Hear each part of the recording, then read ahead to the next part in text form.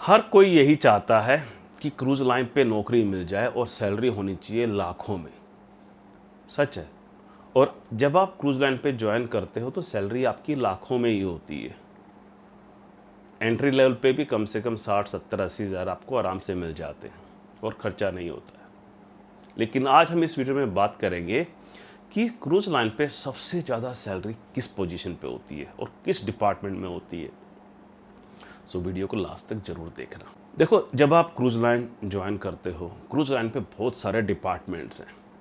कुछ hotel department हैं, कुछ नॉन होटल डिपार्टमेंट हैं। होटल डिपार्टमेंट आपको पता ही है, जैसे F&B service, F&B production, house keeping, front office, ये जो हर होटल में होता है ये क्रूज शिप पे भी होते हैं। उसके बाद क्रूज शिप पे कुछ अलग डिपार्टमेंट होते हैं जो होटल्स के अंदर नहीं होते। जैसे क्रूज लाइन पे शोरेक्स डिपार्टमेंट हो गया जो टूर पे लेके जाते हैं। उसके बाद सिक्योरिटी हो गया, सिक्योरिटी होटल में भी होती है लेकिन क्रूज शिप पे थोड़ी बड़ी होती है। ठीक है। स्पा हो गया, इंजीनियरिंग हो गया। इंजीनियरिंग क्रूज शिप के ऊपर बहुत बड़ी चीज़ है, बहुत, क्योंकि सब कुछ तो इंजीनियरिंग ही है वहाँ पे।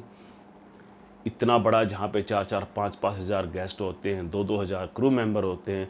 So you can make it out कि सारा पानी भी अंदर ही जनरेट होता है, सारी इलेक्ट्रिसिटी भी वहीं जनरेट होती है, सारा सीवेज प्लांट भी है उसको भी ट्रीट वहीं किया जाता है। सब कुछ तो शिप पे होता है। ये तो है नहीं कि कूड़ा इकट्ठा हुआ और समुद्र में डाल दिया, ऐसा कुछ नहीं है। फिर एक पोजीशन है जो है नेविगेशन, जो शिप को चलाते हैं, नेविगेट करते हैं। जैसे एयरलाइन के अंदर एविएशन होता है, वैसे ही शिप के अंदर नेविगेशन होता है।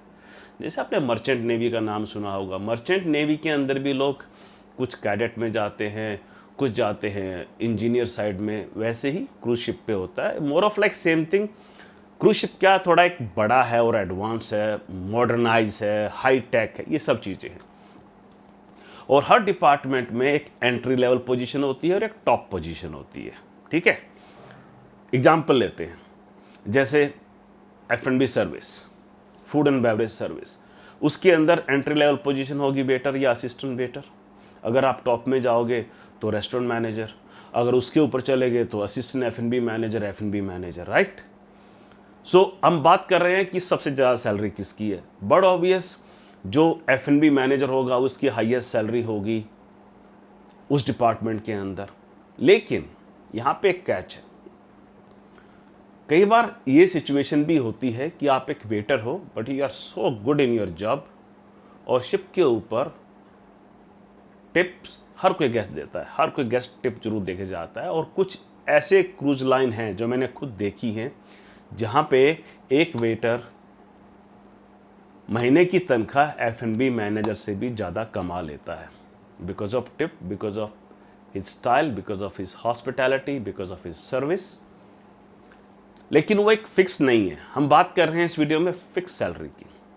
सो बड़ा ऑब्वियस F&B मैनेजर की हो गई। हाउस कीपिंग में हाउस कीपिंग मैनेजर की हाईएस्ट सैलरी, एक्सपीरियंस भी है, नॉलेज भी है। ऐसे इंजन डिपार्टमेंट के अंदर जो सबसे टॉप में है वो चीफ इंजीनियर है, बड़ा ऑब्वियस उसकी सैलरी ज़्यादा होगी, उसके पर्क्स ज़्यादा होंगे। ऐसे ही किसी भी डिपार्टमेंट में आप चले जाओ, जिस डिपार्टमेंट का वो मैनेजर होगा उसकी सैलरी बाकी लोगों से ज़्यादा होगी ही होगी।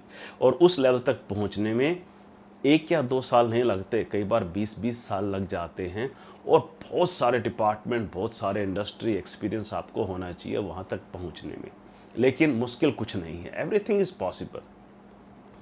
अब हम बात करते हैं नेविगेशन डिपार्टमेंट की। उसके अंदर कैडेट होते हैं, कैडेट के बाद उसके बाद 3rd officer, 2nd officer, 1st officer, उसके बाद आप safety officer, then staff captain and captain. Captain जो है वो सबसे टॉप में होता है। और ये भी सिंपल सी बात है कि कैप्टन की जो सैलरी है वो बड़ा ऑब्वियस सबसे ज़्यादा होगी, क्योंकि उसकी जो एजुकेशन है, उसके पास जो नॉलेज है, वो हर किसी के पास नहीं हो सकती। लेकिन दूसरे डिपार्टमेंट ऐसे हैं, जैसे F&B सर्विस में हुआ, F&B डायरेक्टर या जनरल मैनेजर, उनकी सैलरी भी काफ़ी हाई होती है, क्योंकि उनके पास जो नॉलेज है वो कैप्टन के पास नहीं है। जैसे शेफ़ की हुई, एग्जीक्यूटिव शेफ़ जो है वो हाईली पेड होते हैं, because they are skilled, they have a knowledge and they have experience, तो वो भी हाईली पेड होते हैं। लेकिन कुछ पोजीशन ऐसी होती है क्रूज लाइन के अंदर जो बहुत पॉपुलर नहीं है, लेकिन सैलरी बहुत ज़्यादा होती है उनकी, बिकॉज ऑफ कमीशन।